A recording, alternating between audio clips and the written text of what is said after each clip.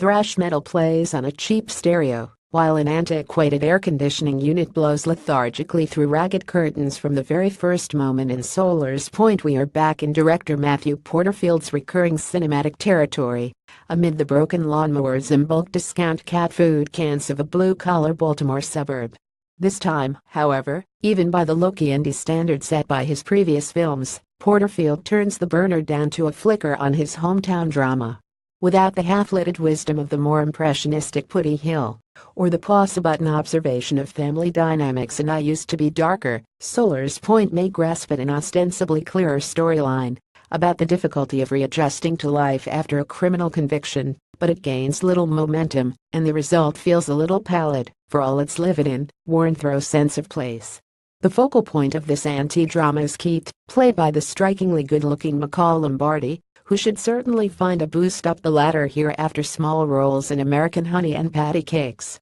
As the film begins, the rangy 26-year-old is serving a term of house arrest in the rundown bungalow belonging to his cat-loving father Carol Jim Belushi, underused but impressive. We're never told what his crime was, but after his anklet is removed, and he's free to roam about once more, occasional run-ins with a local gang that insists he owes them some sort of fealty, as well as a job as a low-level dealer for an old acquaintance, speak to his familiarity with pastimes of quasi-legality. On the one hand, it's refreshing that not too much is made of the fact that Keith and the gang members, of whom the bellicose Aaron Tom Geary is the most overtly antagonistic, are white, while his neighbors and friends, in particular aspiring rapper Marquis Brian Bello and ex-long-term girlfriend Courtney Zazie Beats, are black. But on the other, the vague white power trappings of the gang also hint at yet another avenue of potential intrigue that Porterfield leaves unexplored. Keith toys listlessly with the idea of becoming an air conditioning engineer. It's a career path encouraged by his dad, but stymied by Keith's lack of dynamism, a quality with which it's hard for the viewer to engage.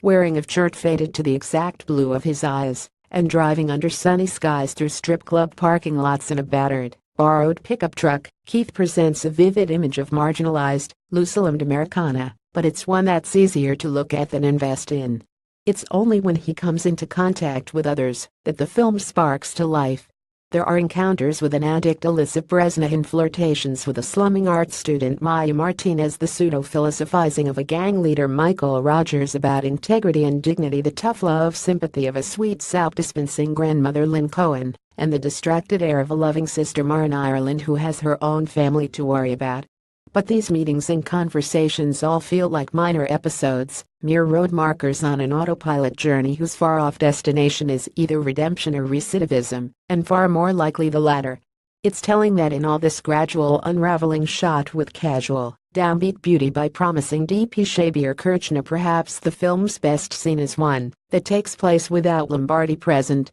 between Belushi and Beats. In it, Carol, whose love for his son cannot conceal his disappointment in him, pleads with Courtney not to press charges for Keith's latest transgression, showing an emotive fervor he never demonstrates around Keith himself. It's a beautifully observed exchange, made all the more poignant by that fact that at that moment his son is off exacting a petty revenge on him in a fit of misdirected pique. Scenes like these, and the volumes of shared history, hope and disillusionment that Beats can convey with just her prickly body language, suggest that a more streamlined cast of supporting characters and a less diffuse approach might have raised the story's heartbeat a little. Instead, it's frustrating and not a little distancing to watch this lethargic downward spiral as Keith defaults from one bad decision to the next, less out of any inherent badness than a kind of sullen, self-pitying inertia. Elucidating without necessarily illuminating, Solar's Point sings an honest song of self-defeat and squandered promise, and finding yourself at the end of your youth with nothing to show but a rap sheet and a dog who really belongs to your ex.